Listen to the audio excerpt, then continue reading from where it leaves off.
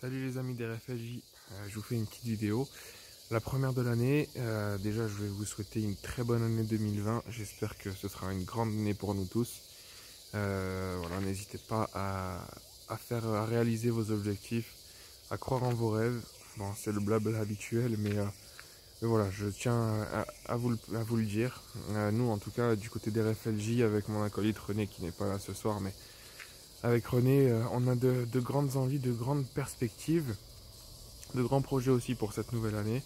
Et donc voilà, on souhaitait vraiment vous souhaiter une belle année et puis en espérant qu'on puisse tous vivre de belles aventures. Voilà, donc je vais cesser le blabla, on va passer aux choses plus intéressantes. Donc déjà pour commencer cette année, on va vous faire un nouveau format de vidéo, un petit peu à l'image de ce que j'ai l'habitude de vous faire avec les cars, parce que je vous ai déjà fait sur YouTube avec les autocars, mais là on va enfin passer aux voitures. Et Dieu sait si on a de quoi dire. Question automobile.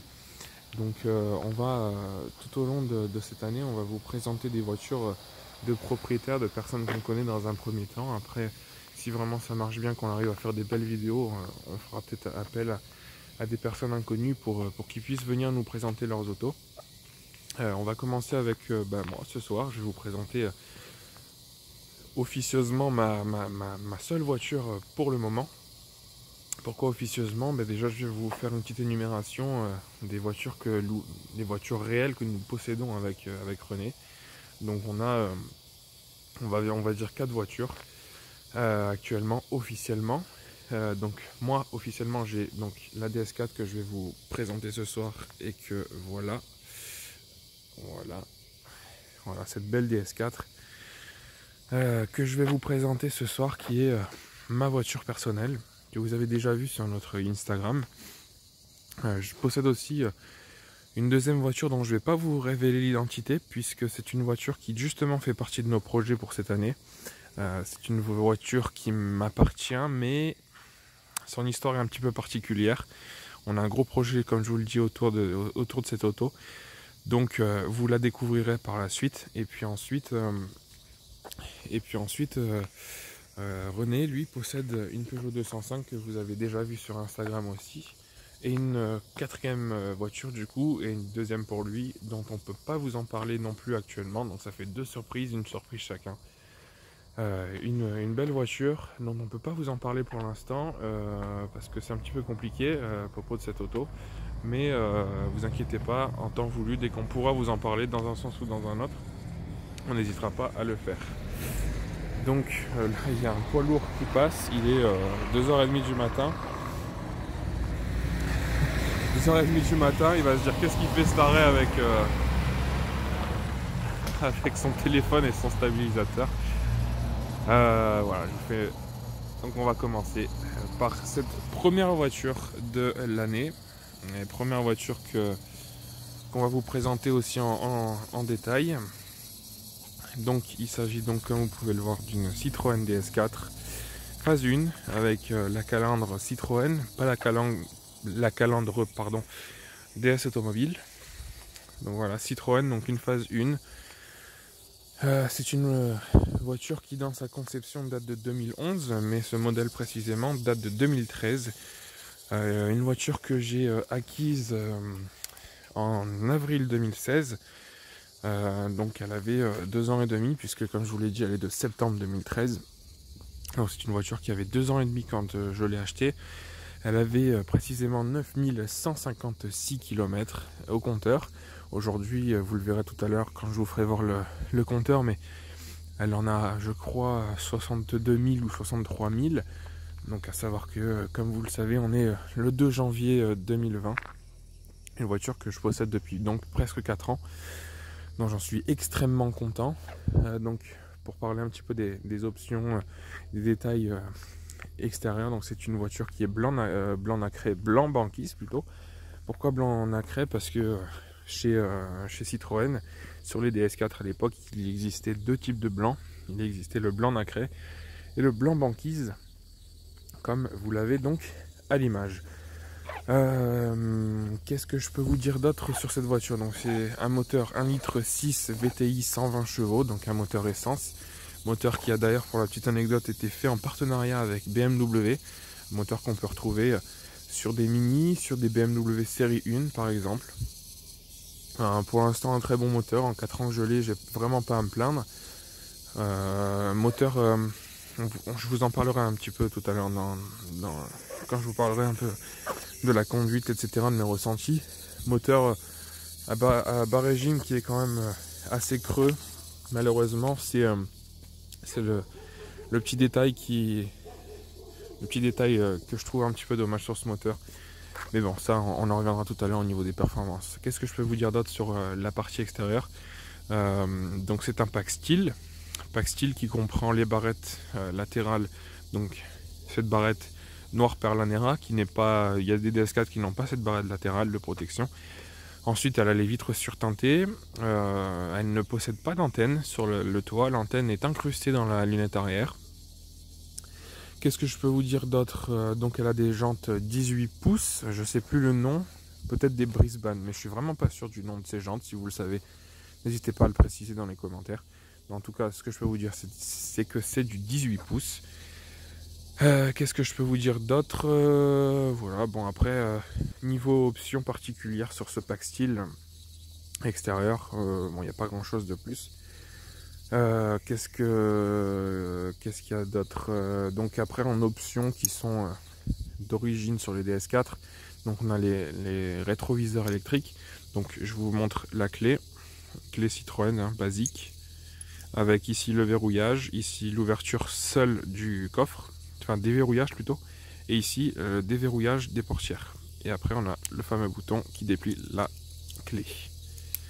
Donc quand on la déverrouille, donc on a les feux, allumage automatique des feux, et comme vous avez pu le voir, les rétroviseurs rabattables électriquement qui se ferment au verrouillage de la voiture.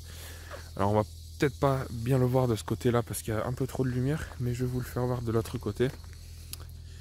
On a aussi les petites ampoules placées sous les rétros qui nous servent, c'est des éclairages d'accueil. Voilà. Donc comme je vous l'ai dit, donc là elles se referment automatiquement comme la plupart des voitures lorsqu'elles elles ont été déverrouillées mais qu'aucune portière n'était ouverte. Voilà, donc qu'est-ce que je peux vous dire d'autre? Je sais que j'arrête pas de répéter cette phrase. Donc voilà, donc ça c'est pour la partie extérieure. Donc comme vous pouvez le voir, la petite particularité des DS4, c'est qu'ici on a les poignées de porte. Donc c'est un coupé 5 portes et les poignées de porte qui sont cachées dans la carrosserie. Alors comme vous pouvez le voir ici, le vernis a tendance un petit peu à s'écailler. C'est un défaut sur les DS4. Je vais voir pour rectifier ça. C'est un défaut, c'est une maladie des DS4. Toutes les poignées arrière ont ce problème-là. En tout cas, c'est pas la première DS4 que je vois qu'elle possède ce problème. Donc un coupé 5 portes comme je vous l'ai dit. Conception 2011. La DS4 est en gros, si vous voulez, la version haut de gamme de la C4 de deuxième génération. Qu'est-ce qu'elle a de particulier, enfin de commun plutôt par rapport à la C4? C'est qu'elle a les mêmes optiques de phare, d'autant plus sur ma version qui est une version avec éclairage halogène. Alors vous avez peut-être vu quand je déverrouillais que ça éclairait pas comme des halogènes, j'en reviendrai après. Mais bon, c'est les mêmes optiques de phare que sur la C4-2 et peut-être, je suis pas sûr, je suis plus sûr en tout cas, peut-être le même capot aussi. Peut-être qu'elle partage les mêmes, voilà.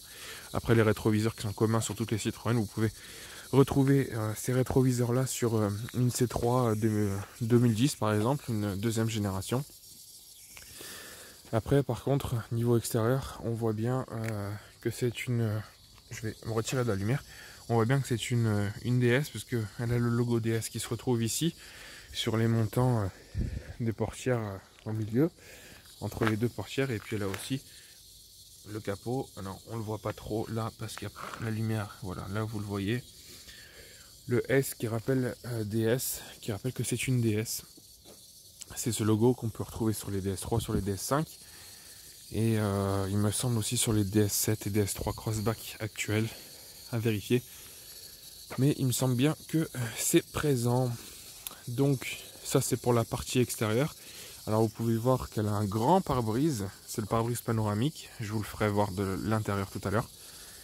Et puis j'en profite aussi pour vous rappeler notre page Instagram RFLJ Autocollection. N'hésitez pas à vous abonner et à lâcher des petits likes sur les photos. Je vous parlais tout à l'heure des jantes en 18 pouces qui sont, je trouve, des très belles jantes. Voilà. Donc comme vous pouvez le voir, c'est encore une Citroën avec le bouchon du milieu de la jante en Citroën. Donc vous pouvez voir, je vais vous faire voir la signature lumineuse. Donc avec à l'arrière 2 tubes LED. Donc des feux de position qui n'ont pas besoin d'être des ampoules qui n'ont pas besoin d'être modifiées. Je vais la verrouiller, vous redéverrouiller pour vous montrer l'avant avant que ça s'éteigne. Donc feux automatiques qui sont allumés. Et ici vous voyez le boomerang de LED en dessous. Signature lumineuse des DS4 phase 1. Et vous voyez, vous avez pu voir aussi que j'ai des éclairages LED qui sont à l'origine, comme je vous l'ai dit, des halogènes, mais j'ai installé 2 ampoules LED qui éclairent beaucoup mieux et qui, niveau esthétique, je vais vous la refaire voir, niveau esthétique, qui rendent beaucoup mieux, puisque vous pouvez voir avec les 2 boomerang LED, comme je les appelle, ça rend mieux, ça fait un habillage uniforme blanc, d'éclairage blanc, et je trouvais ça beaucoup plus joli que les lampes halogènes qui font une lumière un petit peu plus jaunâtre, je trouve. Ensuite, bon, ça c'est des détails. 2 grands essuie-glaces, un peu comme les poids lourds, comme les autocars par exemple. Je vais vous faire voir, madame, c'est reverrouillé. Voilà, on déverrouille. Je vais vous faire voir un petit peu en ce qui concerne la partie arrière. On voit pas trop bien parce que c'est assez sombre, mais ici vous pouvez voir qu'on a 3 beaux appuis-têtes. Une sellerie mi-cuir, mi-tissu, c'est du vrai cuir, par la petite précision. Et puis on a des petites surpiqûres blanches. Avec ici un accoudoir central qui laisse place, alors désolé pour le focus, qui laisse place ici à une trappe à ski. Voilà, vous voyez, on ouvre la trappe à ski et on peut accéder. Bon, le coffre, je vais vous l'ouvrir, comme ça vous allez peut-être pouvoir voir un peu mieux. Bon, après une trappe à ski, vous connaissez, hein, mais voilà. Vous pouvez voir ici que ça fait un petit trou pour accéder au coffre. Et donc, fort pratique pour, comme son nom l'indique, pour mettre des skis.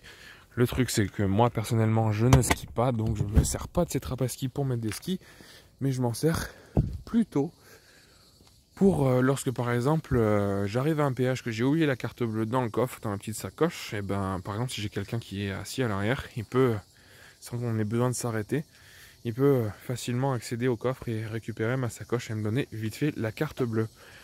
Ensuite, donc un beau coffre, pardon, d'une plutôt bonne capacité, en tout cas pour mes besoins, c'est parfait. Ici, on a un petit filet pour mettre des affaires.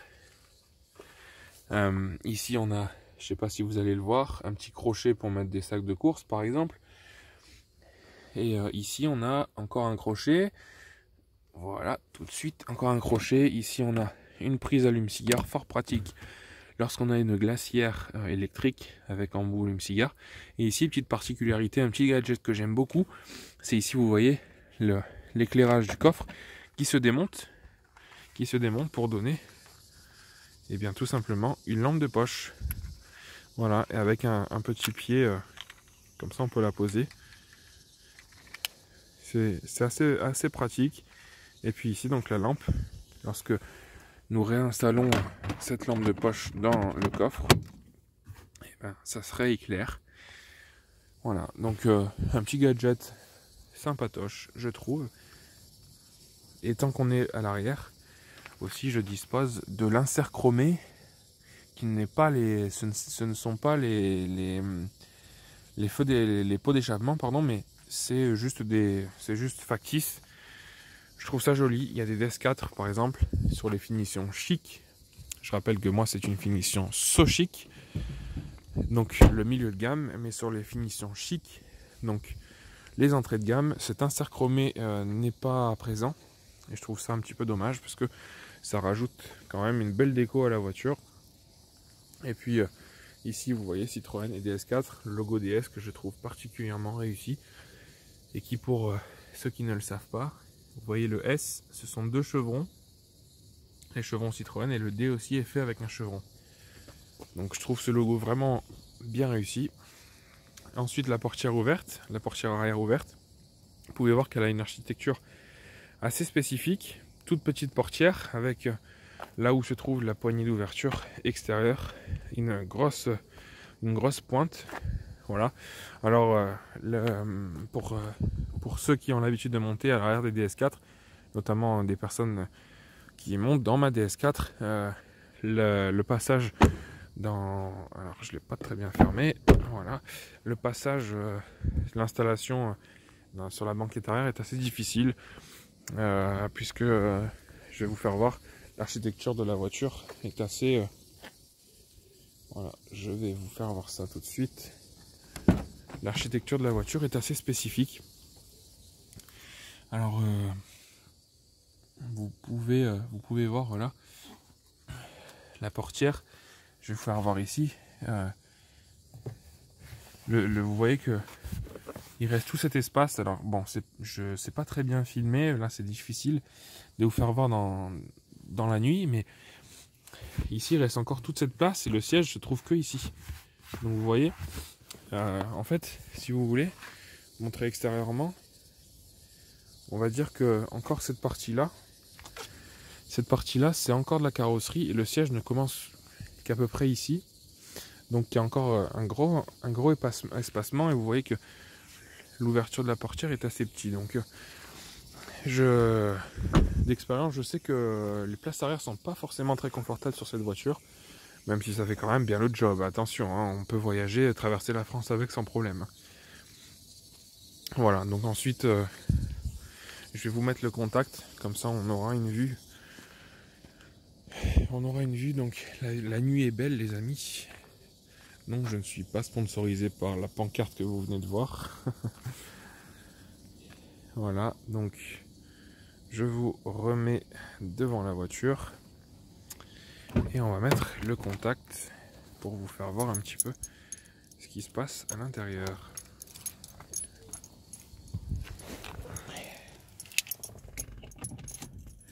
Donc je vais vous faire voir la cinématique du compteur à l'allumage. Donc voilà, un éclairage bleu et blanc. Ça c'est quelque chose que nous pouvons modifier à notre guise. Donc je vais démarrer la voiture. Voilà, donc là vous voyez que la luminosité a baissé puisque bien sûr la luminosité peut se régler selon la nuit, le jour, etc. Et donc on peut régler aussi la lumière, la couleur. Donc ça passe du blanc au bleu foncé comme vous pouvez le voir. Donc on peut modifier la couleur du tour des compteurs, on peut modifier la couleur de l'intérieur des compteurs. Et tout ça se passe au niveau de... Je sais pas si vous allez voir les petites touches là qu'il y a ici. Voilà, tout ça se passe à ce niveau-là. Donc c'est encore une fois un petit gadget assez sympa que donc la planche de bord reprend celle, et c'est encore un des points communs entre la DS4 et la C4 de deuxième génération. La planche de bord reprend celle de la C4, donc comme je vous le dis de deuxième génération, donc on a les mêmes compteurs. Par contre, il se peut que vous puissiez avoir une C4 deuxième génération avec les mêmes compteurs, mais en couleur orange, et je pense sans réglage de couleur, puisque en fait, ce tableau de bord bleu n'existe, si je ne m'abuse, les amis, sur seulement les versions de finition haute des C4. Voilà. Donc ensuite, comme vous pouvez le voir, là, j'ai le limiteur de vitesse qui est allumé. Donc tout ce qui est régulateur, limiteur de vitesse, ça se passe ici. Ensuite ici on a deux modes. Donc là c'est pour allumer toutes les lumières plafonnières d'un seul coup, sans forcément chercher les boutons au plafond. Et ici c'est ce qu'on pourrait dire un mode dark. Donc c'est-à-dire que si j'appuie dessus, eh ben, ça va éteindre tout sauf le compteur du milieu qui va laisser les affichages importants seulement. Et le reste, tout va être éteint. Après ça peut s'allumer ici puisque j'ai un rappel des changements de rapport, donc soit rétrogradé, enfin voilà, tout changer changer tous les rapports de vitesse. Donc ici, quand on est en sur-régime ou en sous-régime, pardon, le compteur va s'allumer, va nous dire attention Coco, tu dois tu dois changer ton rapport. Ensuite, donc, comme vous pouvez le voir au milieu, on a le kilométrage, donc la voiture a 62 866 km. On a le compteur journalier, le compteur global de la voiture, le rappel du limiteur régulateur de vitesse selon qu'est-ce qu'on va sélectionner. Donc pour l'instant, par exemple, je suis sur le limiteur, mais je peux passer. Donc là, je peux tout éteindre. Et là, je peux passer sur le régulateur à l'aide de la petite molette qui se trouve ici. Voilà. Ensuite, ici, on a tout le panel de commandes pour l'autoradio. Et ici, on a pour ce qui est Bluetooth, donc gérer le téléphone, accéder au répertoire, accéder au journal d'appel, etc. Le logo DS sur le volant, un volant qui est le même que sur les C4, encore une fois, sauf que celui-là prend le logo DS et non Citroën. Et d'ailleurs, les commandes du bas, alors les commandes du haut sont présentes sur tous les volants de C4, DS4, mais les commandes du bas ne sont pas présentes sur tous les volants de C4, DS4. Ça peut arriver que des modèles ne disposent pas de ces options. Donc ensuite ici on a le panel de commande avec ici l'ouverture électrique de la trappe à essence. Donc il n'y a pas de bouchon, c'est un bouchon en caoutchouc qui est intégré à la trappe. Donc là ici on appuie sur ce bouton et on va ouvrir la trappe à essence. Ici on va désactiver le SP et ici on va désactiver le radar de recul. Parlant de radar de recul, je vais vous énumérer un petit peu les options que cette voiture dispose. Cette voiture dispose donc des éclairages, des allumages automatiques des feux, des allumages d'essuie-glace automatiques. Elle dispose du radar de recul. Elle dispose du limiteur régulateur de vitesse. Elle dispose des sièges massants. Elle dispose de clim automatique Bison. Elle dispose d'un accoudoir central, d'un frein de parc automatique. Le pack steel donc qui a été rajouté sur cette voiture. Le pack steel comprend ce que je vous ai dit pour l'extérieur. Pour l'intérieur, je ne sais pas, je pense pas, faudrait que je regarde de nouveau, mais je ne pense pas qu'il y ait d'option particulière pour l'intérieur, puisque comme vous pouvez le voir, je vais essayer de vous faire voir. Voilà, comme vous pouvez le voir ici, on dispose des inserts des pédaliers en aluminium. Voilà. Donc ça c'est d'origine sur toutes les DS4 sauf les versions chic. Ensuite on continue ici avec le poste autoradio. Donc ici on a un écran classique des PSA depuis à peu près 15 ans, sauf l'interface qui est avec des écritures blanches et puis un fond noir. Sur la plupart des autres écrans de chez PSA, on dispose d'écrans totalement orange, ce qui d'ailleurs je trouve est vraiment pas beau. Donc je suis bien content d'avoir l'interface de cette couleur là. Pourquoi j'ai un écran comme ça? Alors j'aurais aimé avoir un écran GPS, un grand écran GPS. C'est la seule option de mes exigences, on va dire, lorsque j'ai acheté cette voiture, qui est manquante. Je voulais, comme je vous l'ai fait voir par exemple, les pédaliers en aluminium, donc la finition So Chic minimum.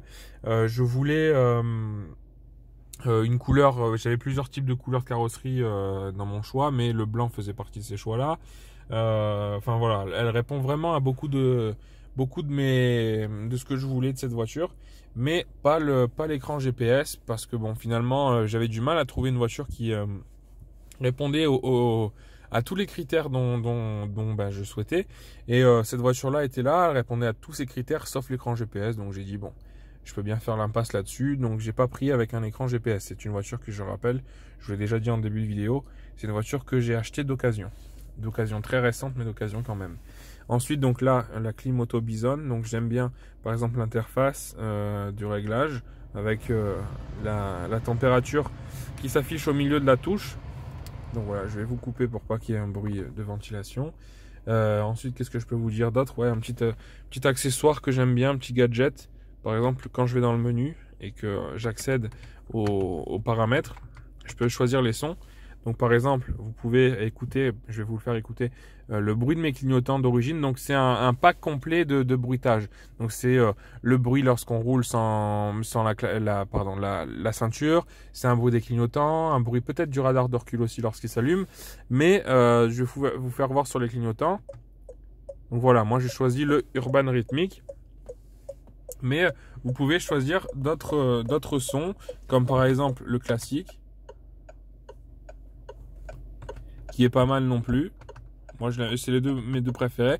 Après, on a les deux autres, Crystal Symphony et Jungle Fantasy, qui sont un petit peu plus spéciaux, mais bon, c'est sympa, c'est rigolo.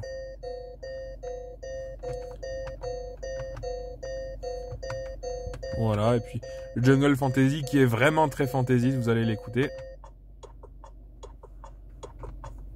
Voilà, c'est vraiment spécial, donc moi je laisse sur Urban Rhythmic.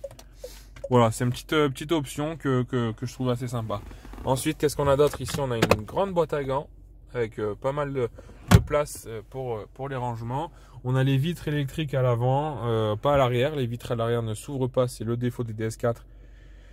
Mais qui, je trouve, est un faux défaut puisque sur certaines voitures 3 portes, les vitres ne s'ouvrent pas non plus. Et bon, alors quand c'est au mieux des cas, on a des vitres entrebâillantes, mais on n'a pas de vitres qui s'ouvrent. Par exemple, je sais que j'ai essayé déjà une Golf 5 et la Golf 5 en 3 portes et la vitre ne bouge pas non plus. Donc, c'est une fausse excuse. C'est un faux argument, le fait que les vitres arrière des DS4 ne s'ouvrent pas. Ensuite, là, je vous fais voir ici. Bon, vous n'allez pas bien voir parce que sans lumière, c'est compliqué. Mais ici, vous voyez, j'ai un câble branché, donc j'ai une prise USB, j'ai une prise de jack et à côté, j'ai un allume-cigare. Donc comme vous pouvez le voir, une boîte manuelle. Ici, un petit rangement et ici, on a le frein de parc automatique. Voilà. Ensuite, c'est tout pour l'intérieur. Alors moi, j'aime bien le dessin de la planche de bord. Donc, pour ceux qui aiment le moussé, c'est du moussé très tendre. Vous pouvez voir que voilà, je sais pas si vous voyez bien, mais voilà, c'est du moussé, du bon moussé. Voilà, donc finition très bonne, même s'il y a pas mal de plastique dur aussi, notamment en bas des portières ou sur la console de bord, par exemple ici. Tout ça c'est en plastique dur, mais je trouve que le plastique est joli. Comme vous pouvez le voir là, ça fait un petit peu un effet carbone. Donc voilà, je trouve que c'est pas mal, je trouve que c'est joli. Le dessin en général est plutôt très réussi, je trouve. Voilà, et on a ici la coudoir centrale qui est assez sympa aussi, puisque il peut se régler en avant, en arrière. Il peut régler les hauteurs. Et puis aussi on a de quoi ranger, même de quoi laisser un câble sortir de l'intérieur de la coudoir. Et puis en ce qui concerne les sièges, donc c'est des très beaux sièges en tissu et en cuir avec une belle couleur. Et puis je vous parlais tout à l'heure des options que cette voiture disposait. Elle dispose des sièges massants et du réglage des lombaires. Vous voyez le petit voyant vert, c'est le bouton pour les sièges massants. Et puis ensuite ici on a des beaux tapis DS avec le logo DS là, voilà. Donc je trouve une belle finition. Après la finition des DS actuelles, du DS7 Crossback par exemple, est encore plus au-dessus. Mais bon, c'est déjà pour les premières DS, je trouve que c'est vraiment pas mal. Et puis ici, un petit détail aussi, que les amateurs de voitures premium aiment rappeler, c'est qu'ici c'est tout du tissu jusqu'en bas. Généralement, on a ici les montants qui sont en plastique, et là c'est tout en tissu. Donc je trouve ça plutôt pas mal. Et puis ici, donc, rétroviseur, tout ce qu'il y a de plus classique. Et ici, on a un éclairage LED avant et arrière. Voilà, plafonnier. Et ce système, donc, de pare-brise panoramique, donc un grand pare-brise avec la possibilité, comme sur les C3 de deuxième génération d'ailleurs, possibilité de pouvoir régler et avoir un pare-brise un petit peu plus petit en cas de journée un peu trop ensoleillée. C'est plutôt pas mal. On dispose donc des rails de part et d'autre. Donc voilà, donc c'est une voiture qui actuellement cote à peu près autour des 10-12 000 euros. Donc c'est une belle voiture bien abordable. Très bonne voiture de catégorie donc des berlines compactes. Une très bonne voiture, moi je suis très content de cette voiture. Donc comme je vous le rappelle, je la possède en moteur essence. 1,6 litre VTI 120 chevaux, comme je le rappelle. Un moteur donc atmosphérique, pas de turbo du coup. Assez creux à bas régime comme je le disais. Après lorsqu'on commence à dépasser les 3000 tours, ça fait un beau son déjà, un beau son d'essence. Et puis ça commence un petit peu à être pas mal niveau performance. Après c'est pas non plus un foudre de guerre. Si vous avez envie d'une sportive, faut pas prendre ce moteur là. Je sais pas ce que ça donne dans le THP 200 par exemple. Niveau fiabilité, j'ai un petit peu peur de ces moteurs là, les THP PSA. Dis-moi ce que vous en pensez si vous connaissez ces moteurs. Donc voilà, qu'est-ce que je peux vous dire d'autre? Après, niveau tenue de route, c'est impeccable. Franchement, ça tient le pavé, comme on dit. C'est vraiment chouette. C'est vraiment une voiture, excepté voilà la motorisation qui est peut-être un petit peu juste. Niveau tenue de route, etc. Comportement, la direction, elle est super incisive. C'est vraiment une voiture qui est super agréable à conduire sur les petites routes. Nous en plus, si vous le savez pas, avec René, donc de notre groupe RFLJ Autocollection, on est dans les Alpes de Haute-Provence, donc on a pas mal de petites routes assez sympas par chez nous. Donc on s'amuse vraiment bien, on peut vraiment s'amuser, tout en respectant évidemment, et ça là-dessus, René et moi, on est très à cheval là-dessus, tout en respectant le code de la route. Qu'est-ce qu'on peut vous raconter d'autre sur cette auto? Ben voilà, hein, globalement, je suis très content. Qu'est-ce que j'ai eu comme problème de fiabilité? J'ai eu un problème. Ça faisait 2 mois que j'avais cette voiture. Il y avait une sonde de température qui était défaillante. Donc voyant rouge, etc. Surchauffe moteur. Le moteur ne surchauffait pas, c'était juste la sonde qui captait. Elle avait l'impression que le moteur était en surchauffe. Pris en garantie par Citroën. C'était un défaut d'usine, reconnu donc par l'usine. Donc voilà, j'ai emmené la voiture au garage, ils m'ont changé la soude, frérot. Non, la sonde. Ils m'ont changé la sonde et puis c'est reparti comme en 40. Et puis voiture qui marche super bien. Voilà, je touche du singe comme on dit. Voilà, pour l'instant, j'ai pas eu d'autres gros problèmes avec cette voiture. Voilà, donc globalement, très bonne voiture que je vous recommande plutôt. Ça va pas, commence à faire tard. Donc voilà, qu'est-ce que je peux vous dire encore? C'est une voiture que je compte garder un bon moment, je pense encore, selon mes plans, si j'arrive à respecter ces plans-là, que vous verrez au fur et à mesure, en suivant notre page RFLJ Autocollection. C'est une voiture que je compte garder un petit moment selon mes projets. Pour l'instant, je prévois pas de la vendre. Voilà. J'espère en tout cas que cette vidéo vous a plu. C'est la première de présentation auto. Je suis tout seul, il est tard. Donc je sais pas ce que ça va rendre. On verra bien la catastrophe ou pas. Après, c'est sûr que c'est plus facile lorsque je suis avec René. Il y a un dialogue qui se fait entre les deux. Donc si j'ai pas grand chose à dire, René arrive à meubler. Voilà, c'est les envers du décor, hein, YouTube, les vidéos, ouais, je suis en train de raconter des conneries, mais bon, voilà. Donc j'espère que ça vous plaît. J'ai encore plein de projets sur YouTube à vous faire partager. N'hésitez pas à partager la vidéo, mais surtout, ce qui est le plus important, c'est de vous abonner à la chaîne pour voir les prochaines vidéos qui là vont vraiment, cette année 2020, on a vraiment envie de faire de la vidéo. Donc il va y avoir beaucoup plus de vidéos sur notre chaîne YouTube. Donc n'hésitez pas à vous abonner et à laisser un petit pouce bleu vers le haut pour nous encourager, parce qu'on est une chaîne qui débutons. Et voilà, on a besoin d'encouragement, les amis. Et puis aussi dessus notre page Instagram qui est du même nom que la page YouTube, hein, RFLJ Auto avec un S Collection. Voilà les amis, encore une fois je vous souhaite une super bonne année 2020. Merci en tout cas d'être là encore avec nous après ce nouvel an. ce nouveau cap, les amis. 2019 était une belle année pour notre page, mais 2020 sera encore plus grande. On a plein de projets comme je vous l'ai déjà dit et ça va vraiment être intéressant et pour nous mais surtout pour vous. Voilà, à bientôt, à une prochaine vidéo et portez-vous bien les amis, ciao.